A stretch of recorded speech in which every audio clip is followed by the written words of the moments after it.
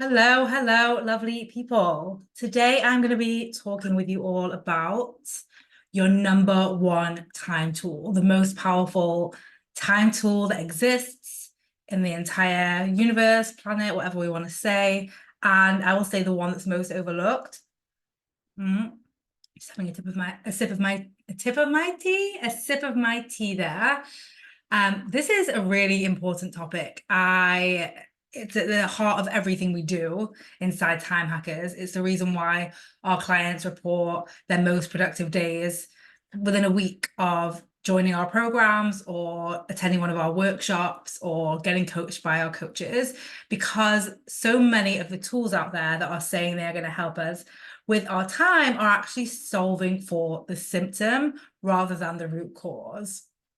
So today we're going to be going straight to that root and explaining about your most important time tool that's impacting your experience and use of time, whether you're intentional about it or not. And all this to say, I think I've built it up quite nicely. We are going to be talking about your brain. Your brain is a tool, it's a muscle, it's for you, it's with us always, and we are so used to hearing it offer its opinion, its judgments, and its narrative that we don't even understand, or we've never been taught, I should say, what influences it, where it comes from. Are we our brain? These are all the things we're going to be covering today. So the first thing that I want to break down is a very important thing that we're not taught around our brain, which is we have two parts of our brain, of our number one time tool.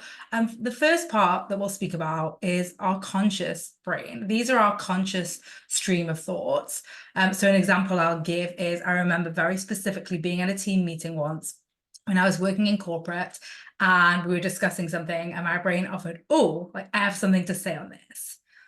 So it's our intentional way of thinking. It's things like, oh, I'm going to start working out, or I want to start going for a run, or I want to start waking up earlier, or I'm going to organize my closet, whatever it might be. It's that intentional, like you've decided what you want. That's the narrative that we're talking about there. That's the conscious part of your brain.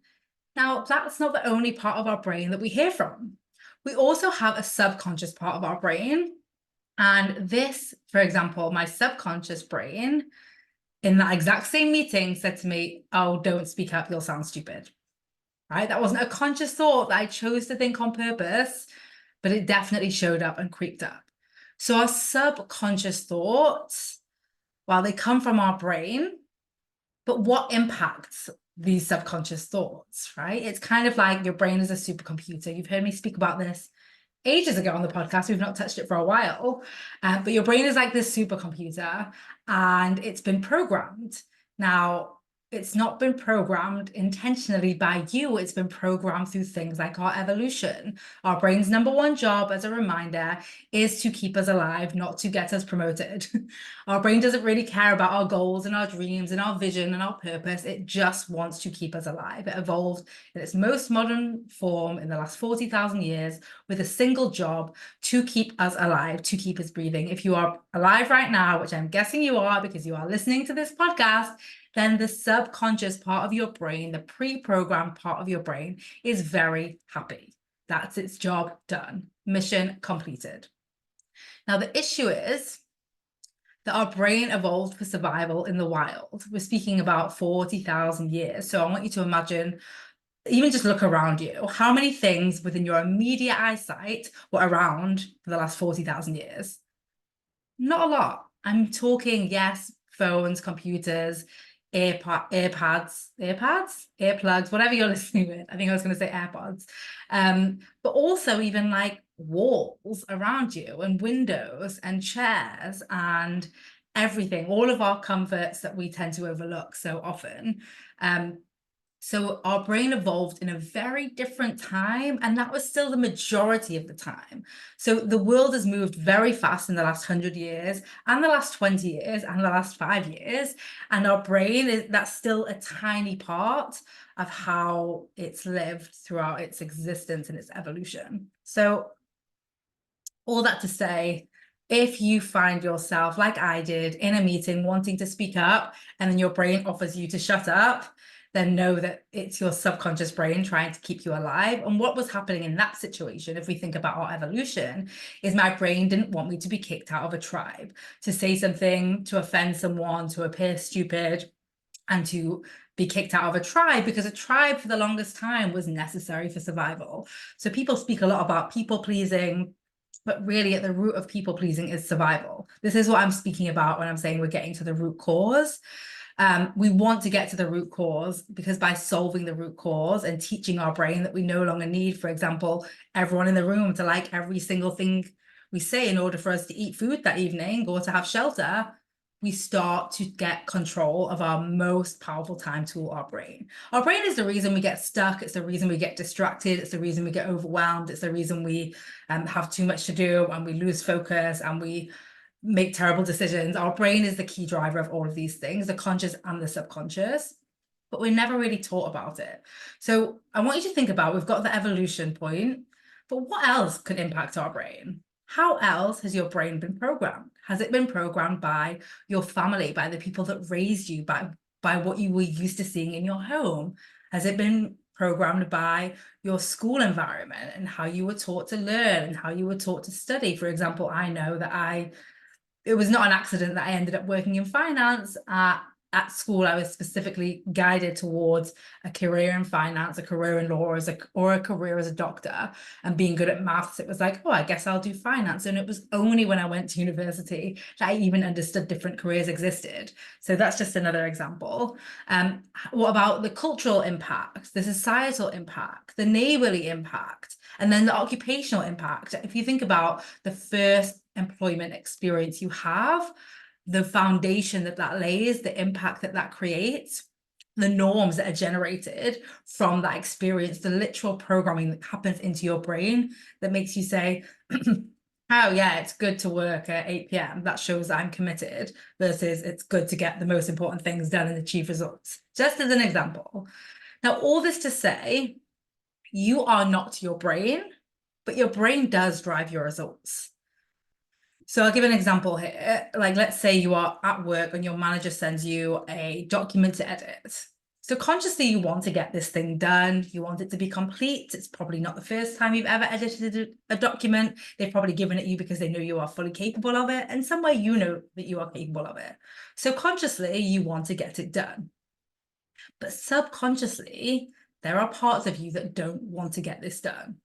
Subconsciously, there's a part of you, let's speak about our evolution for a minute, that is afraid of failure, right? Throughout our evolution, failure was literally deadly. If we failed to find adequate shelter, if we failed to pick the right berries, then we wouldn't survive. It was literally deadly. So that evolutionary part of your brain that's tapping into that's driving your subconscious thinking and the narrative and judgment in your brain that you then hear is saying, don't do this. This is scary. Don't do this. You're going to do it wrong.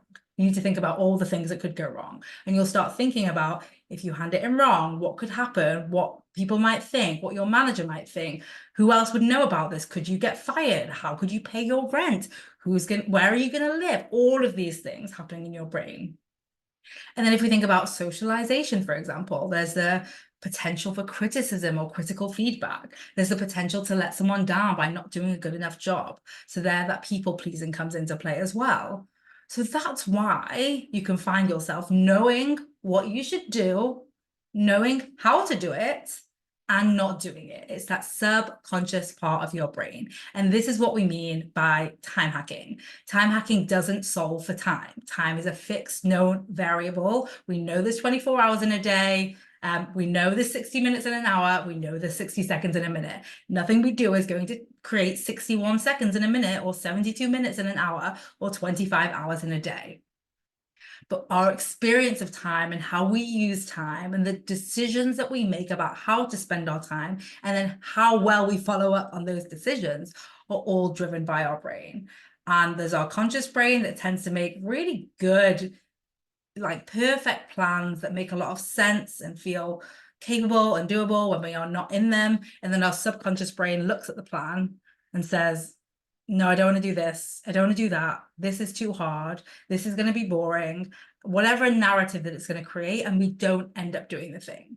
So the intention of today's episode is not to to necessarily give you all the brain hacks so that you can get things done. It's really to just give you a basic understanding of your brain as a time tool, because that's not something that you've been taught before. That's not something we speak about enough. And that's not something the whole time management industry takes into account. We've got this like billions upon $1 billion industry that's offering solutions that promise to help you with your time better, that ignore the number one driver of your experience of time, which is your brain. So this week, I really encourage you, or even right now, think about one thing that you've had on your list to do for ages. And ages could be like a day, a week, a month, whatever it might be. I know some of you are like, a year, is that okay?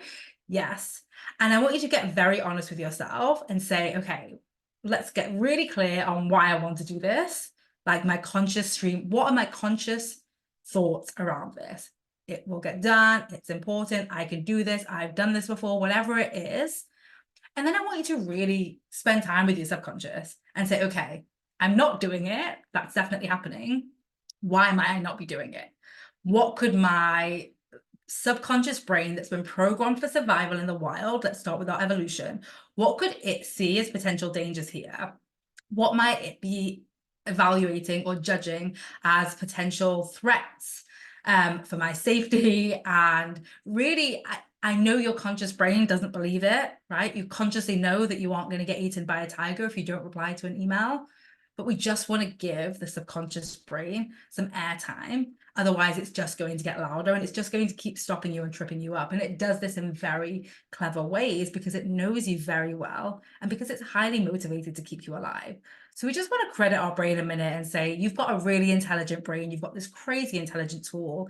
And if it perceives potential danger and you cannot even bring that danger to the surface to solve it, then it's going to keep stopping you from doing the thing. So what, in terms of our evolutionary programming, might be stopping you from doing it? Are you afraid of failing? Are you afraid of doing something wrong? Are you afraid of getting kicked out the tribe? What could be going on there? And the second part to then ask is in terms of our socialization. So this is what we spoke about with culture, with school, with family, even with initial career jobs and so on. Like what potentially could be stopping you there? Like the example I gave with potential criticism or letting someone down and people pleasing, like what might be stopping you there?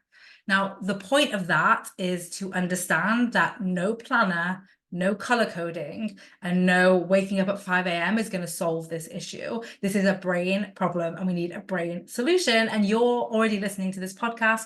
Well done. You are ahead of the curve in getting brain hacks. That's what, by the way, this whole podcast is all about. And I just thought it was around time that I made it super clear to you guys what's going on and how we are working with your brain and have been working with your brain through every single episode to support you in achieving more faster by focusing on your number one time tool that already impacts how you use time. And now we want to start impacting it intentionally. Okay, that's it from me. Have a lovely day. Bye.